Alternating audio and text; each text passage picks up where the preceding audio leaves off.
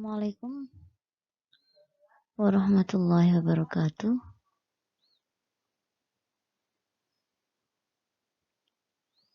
Kembali dalam pelajaran IPA, yaitu kita akan belajar tentang usaha dan pesawat sederhana. Usaha adalah istilahnya work, gaya yang dilakukan untuk memindahkan benda sejauh perpindahannya. Dirumuskan dengan W sama dengan F kali S. W, work, usaha dalam satuan Joule. F, force, gaya satuan Newton. S, shift, perpindahan dalam satuan meter. Satuan usaha dalam SI adalah Joule. Perhatikan latihan soal berikut. Sebuah bolok menerima 3 buah gaya. Tampak pada gambar. Perhatikan ya. Berdasarkan gambar tersebut, berapakah usaha yang dilakukan? Ingat, kalau menjawab fisika, awali dengan diketahui. F sama dengan F1 tambah F2 dikurangi F3. Ingat, gayanya berlawanan. 2000 tambah 1700 dikurangi 1500 sama dengan 2200 Newton. S-nya 80 meter, ditanya W, usaha. W sama dengan F kali S. F-nya kalian masukkan 2200 dikalikan S sama dengan 176.000 Joule. Jika jadikan kilojoule, maka dibagi 1000 yaitu 1176 kilojoule. Pesawat sederhana yaitu suatu alat yang dapat digunakan untuk mempermudah melakukan usaha. Jadi prinsip pesawat sederhana yaitu mempermudah kerja. Keuntungan pada pesawat sederhana disebut dengan istilah KM, keuntungan mekanik. Jenis-jenis pesawat sederhana ada tuas, bidang miring, roda berporos, katrol. Untuk tuas dibagi menjadi 3 golongan, golongan 1, 2, dan 3. Untuk katrol dibagi menjadi 3, katrol bebas, katrol tetap, dan katrol bergerak. Kita pelajari untuk tuas, jenis-jenis tuas. Tadi ada golongan 1, golongan 2, dan golongan 3. Untuk golongan 1, istilahnya kita pakai huruf T, karena yang di tengah titik tumpu. Tuas golongan 2 kita pakai tanda B, yang di tengah itu beban. Tuas golongan 3 K, karena yang di tengah adalah kuasa atau gaya. Oke, kita pelajari pergolongan tuas. Untuk tuas golongan 1, BTK. Beban ada di ujung, tumpu ada di tengah, kuasa ada di ujung. Perhatikan gambar berikut. Beban, tumpu, kuasa. Dalam kehidupan sehari-hari, tuas golongan 1 terdapat pada alat-alat gunting, tang, jungkat-jungkit, dan timbangan.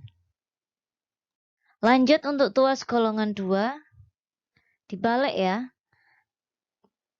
TBK. Tumpunya ada di ujung, bebannya yang di tengah, ujung sebelahnya kuasa. Kalian perhatikan, bebannya digeser di tengah. Dalam kehidupan sehari-hari, alat golongan 2, diantaranya ada gerobak beroda 1, pembuka botol, pemecah kemiri, dan pemotong kertas. Selanjutnya untuk tuas golongan 3. Bebannya semakin digeser ke kiri. Dengan urutan titik tumpu ada di ujung, kuasa ada di tengah, kemudian beban. Perhatikan gambar berikut, tumpu, kuasa, beban. Dalam kehidupan sehari-hari, alat yang menerapkan tuas golongan 3 yaitu sekop, staples, penjepit. Sebenarnya apa sih keuntungan kita menggunakan tuas? Perhatikan, semakin panjang lengan kuasa, gaya yang akan kita keluarkan semakin kecil. Sambil perhatikan gambar ya. Titik tumpu di tengah, beban di ujung, kuasa di ujung. Jika lengan kuasanya lebih besar daripada lengan beban, maka gaya yang kalian keluarkan semakin kecil. Lihat gambarnya, perhatikan. Untuk tuas dirumuskan dengan W kali LB sama dengan F kali LK. Perhatikan ya keterangan masing-masing rumusnya. Untuk keuntungan mekaniknya, lengan kuasa dibagi lengan beban. Kita lanjut ke latihan soal tuas. Sebuah tongkat digunakan untuk mengangkat batu dengan massa 50 kg. Perhatikan pada gambar ya. Berapakah gaya yang diperlukan dan keuntungan mekanis dari tuas tersebut jika gaya gravitasinya 10 meter per sekon kuadrat? Kalian perhatikan gambarnya di sini, masanya 50 kg, lengan bebannya 0,5, lengan kuasanya 2,5, yang ditanya kuasa atau gaya atau F. Ingat, jawab soal fisika awali dengan diketahui. Jika diketahui aja tidak bisa, maka ke bawahnya kamu tak akan bisa. Maka berusaha diketahui terlebih dahulu. M. M dari mana? Lihat gambar M. Massa 50 kg kita masukkan. G. Gravitasi 10 meter per sekon kuadrat. LB. Lengan beban 0,5 meter. LK. Ya, lengan kuasa 2,5 meter. Diketahuinya sudah cukup ya. Lanjut ditanya. F sama dengan titik-titik.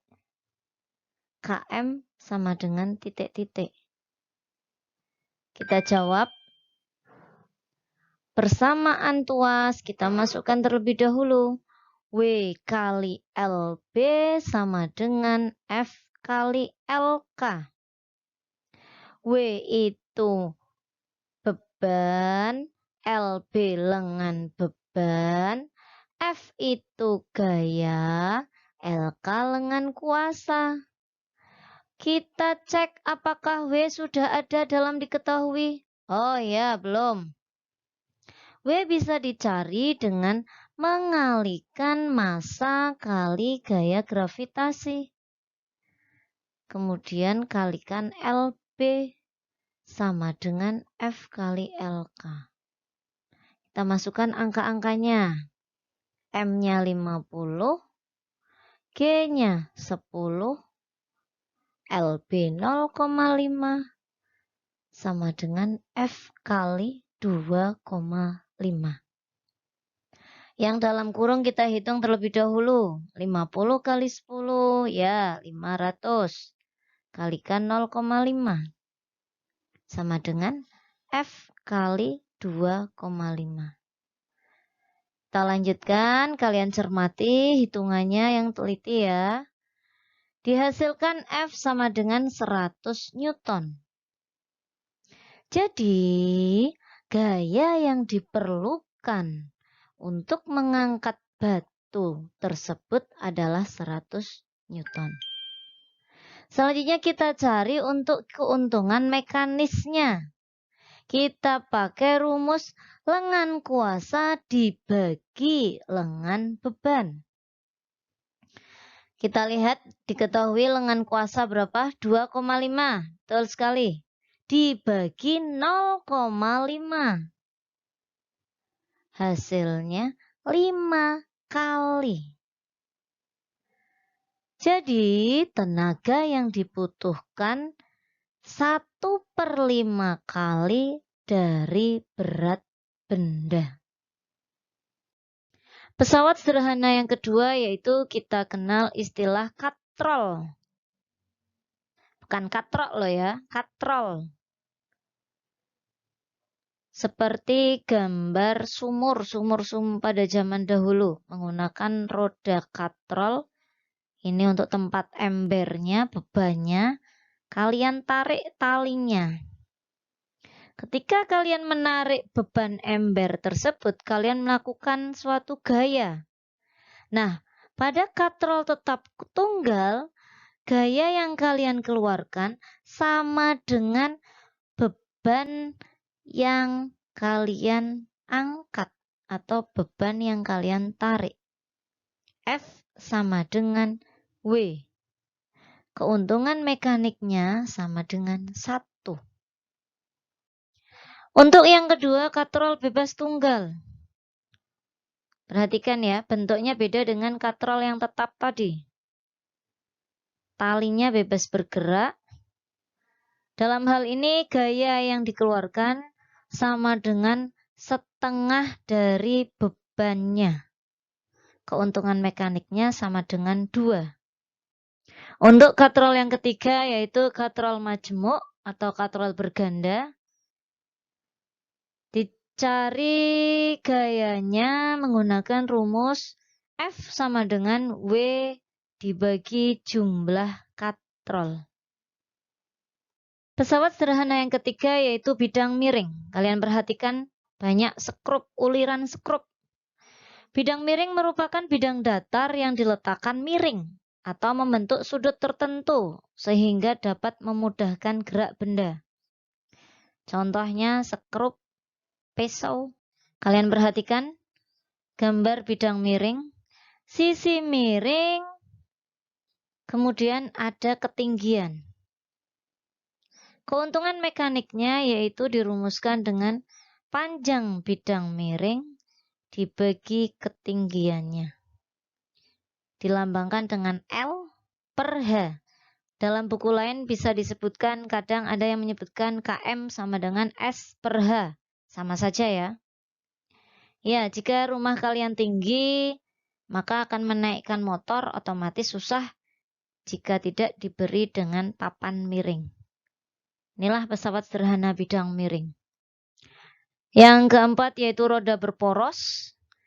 Roda berporos adalah pesawat sederhana yang memiliki 2 roda dengan ukuran berbeda yang berputar bersamaan. Gaya kuasanya biasanya bekerja pada roda yang besar. Gaya beban bekerja pada roda yang lebih kecil. Roda berporos memiliki fungsi untuk mempercepat gaya. Selain gear sepeda, contoh penerapannya yaitu pada kursi roda, mobil, dan sepatu roda. Selanjutnya kita akan mengetahui prinsip kerja pesawat sederhana pada otot dan rangka manusia. Perhatikan gambar ya, ada seorang atlet yang sedang berlari. Berikut penjelasannya. Pada saat kalian melakukan aktivitas, otot, tulang, dan sendi akan bekerja bersama-sama. Prinsip kerja ketiganya seperti sebuah pengungkit, di mana tulang sebagai lengan, sendi sebagai tumpu, dan kontraksi atau relaksasi otot kita sebagai gaya.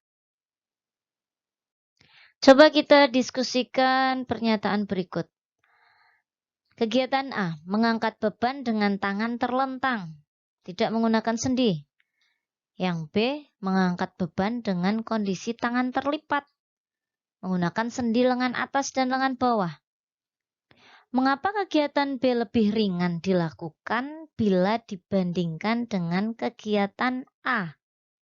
Prinsip apakah yang sebenarnya berlaku pada aktivitas B? Selanjutnya, perhatikan visualisasi pengungkit pada tubuh manusia. Tampak pada gambar seorang atlet yang hampir terbang untuk menyemes ya, main bulu tangkis. Ketika dia memukul kok, ada beberapa prinsip pengungkit di sini. Titik tumpu berada di antara kuasa beban, yaitu pada otot leher saat menengadahkan kepalanya menggunakan jenis 1. Pada pengungkit jenis 2, terjadi ketika otot betis pemain mengangkat beban tubuhnya dengan bertumpu pada jari kaki. Pengungkit jenis 3 terlihat saat pemain menegangkan otot lengan dan bahunya. Be the next scientist. Wassalamualaikum warahmatullahi wabarakatuh.